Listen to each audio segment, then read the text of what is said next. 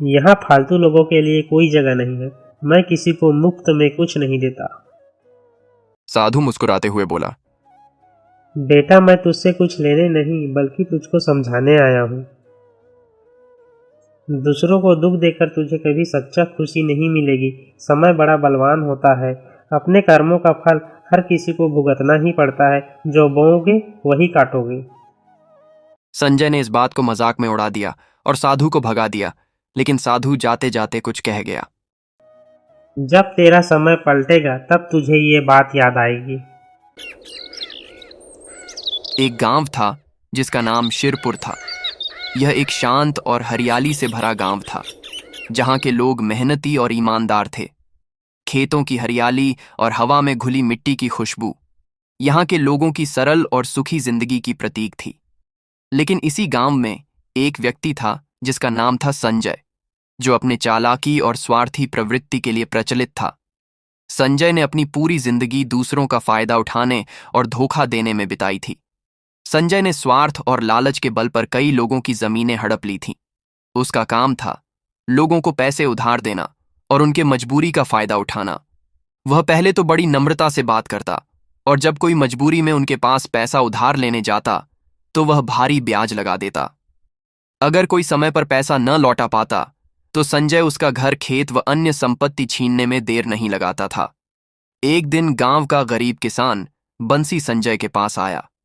बंसी ईमानदार और मेहनती था, लेकिन इस साल बारिश कम होने के कारण उसकी फसल पूरी तरह खराब हो गई थी। घर में खाने के लिए अनाज नहीं था और बच्चे की हालत खराब थी। बंसी ने संजय से कहा, भाई संजय, मेरी हालत बहुत खराब है।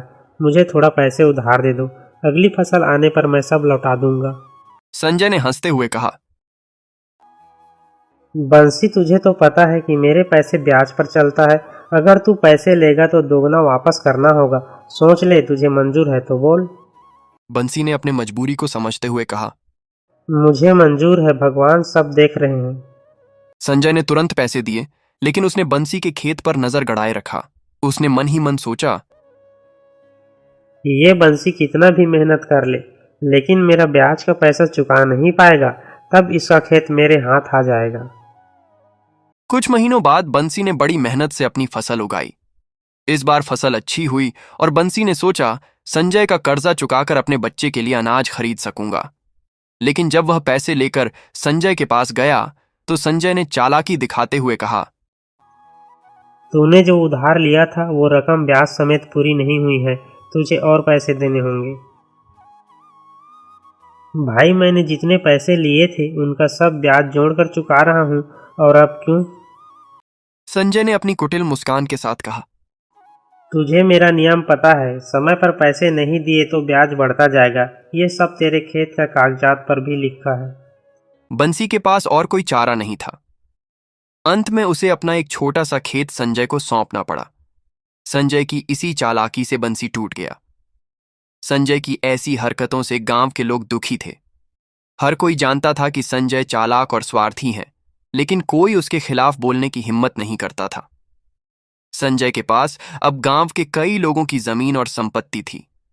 उसने उन सब पैसों से एक बड़ा सा घर बनवाया और अपनी अमीरी का दिखावा करने लगा। एक दिन संजय के घर के सामने से एक साधु गुजरा। साधु थका हुआ और भूखा लग रहा था। उसने संजय से पानी और भोजन मांगा। संजय ने पहले तो उसे बाहर बैठा दिया और कहा, यहाँ फालतू लोगों के लिए कोई जगह नहीं है। मैं किसी को मुफ्त में कुछ नहीं देता। साधु मुस्कुराते हुए बोला, बेटा, मैं तुझसे कुछ लेने नहीं बल्कि तुझको समझाने आया हूँ। दूसरों को दुख देकर तुझे कभी सच्चा खुशी नहीं मिलेगी। समय बड़ा बलवान होता है। अपने कर्मों का फल हर किसी को भुगतना ही पड़ता है। जो बोओगे वही काटोगे। संजय ने इस बात को मजाक में उड़ा दिया और साधु को भगा दिया, लेकिन साधु जाते जाते कुछ कह गया। जब तेरा समय पलटेगा तब तुझे ये बात याद आएगी। कुछ समय बाद संजय के जीवन में परेशानियां शुरू हो गईं। उसके व्यापार में घाटा होने लगा। जिन जमीनों पर उसने कब्जा किया था वे कानूनी विवादों में फंस गए। धीरे धीरे उसका सारा पैसा खत्म हो गया। संजय ने मदद के लिए गांव वालों से संपर्क किया, लेकिन सबने मना कर दिया।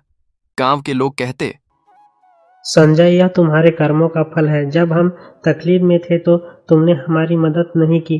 अब तुम्हें भी अपने कर्मों का फल भुगतना पड़ेगा। संजय अब पूरी तरह से टूट चुका था। एक दिन उसने गांव वालों से माफी मांगी और उसने कहा, मैंने अपनी जिंदगी में जो गलतियां की है उसके लिए मैं शर्मिंदा हूँ। मैं जान चुका हूँ कि बुरे कर्मों का फल कैसा होता है। अब मैं अपने जीवन को बदलना चाहता हूँ। धीरे धीरे संजय ने अपना स्वभाव में बदलाव लाना शुरू किया। उसने दिन रात मेहनत कर अपना कर्ज उतारा। वह गांव वालों की मदद करने लगा। अगर किसी को पैसे चाहिए तो वह बिना ब्याज के पैसे दे देता।